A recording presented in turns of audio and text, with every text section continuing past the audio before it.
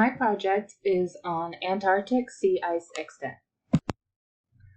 The topic area that I selected is on Antarctic sea ice extent. The data for the study will be sourced from the National Snow and Ice Data Center, or NSIDC, which provides comprehensive satellite imaging data on Antarctic sea ice extent. I will use historical data from the NSIDC spanning from 1979 to 2021, focusing on the sea ice extent during February and September each year. This data will include measurements of sea ice extent in square kilometers, which will be used to analyze trends and variations over time. Understanding how Antarctic sea ice is responding to global warming can provide insights into the broader impacts of climate change on our planet. This knowledge can help in developing strategies to mitigate these effects and preserve our environment. My research question is there a statistical difference in the mean Antarctic sea ice extent between February and September over the period from 1979 to 2021? The data extracted from Massam et al. 2013 focuses on Antarctic sea ice extent measured in million square kilometers. Satellite observations using passive microwave sensors provide reliable monthly averages for February and September, representing seasonal minimum and maximum extents. This data set is used to compare the sea ice extent between these 2 months over the period from 1979 to 2021. The 95% confidence interval for the population mean of the measurements taken in February is between 1.130 and 1.228. This means that we are 95% confident that the true population mean of the measurements in February falls within the range. If we were to repeatedly take samples and calculate their means, 95% of those intervals would contain the true population mean for February.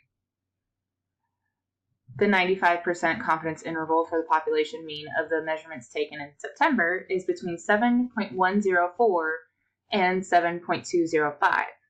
This indicates that we are 95% confident that the true population mean of the measurements in September falls within this range.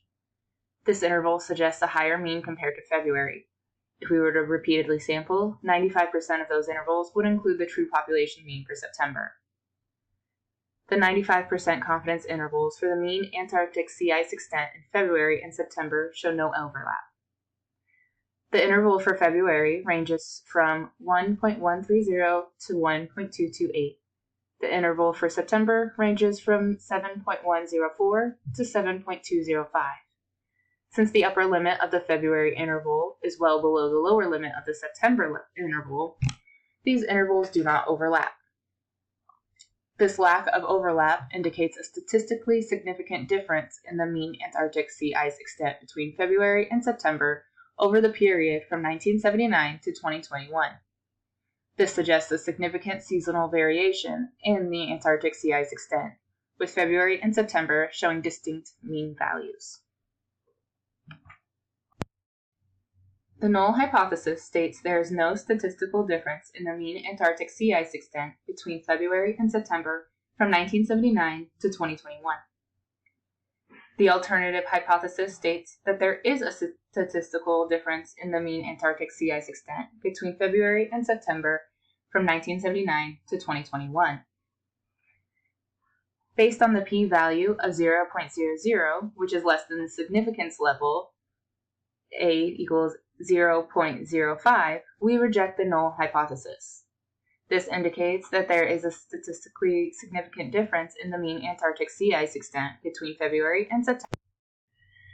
Based on the statistical analysis, we can conclude that there is a significant difference in the mean Antarctic sea ice extent between February and September from 1979 to 2021.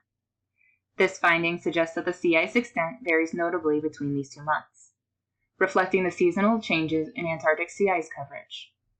The rejection of the null hypothesis shows the impact of seasonal variations on the Antarctic sea ice extent.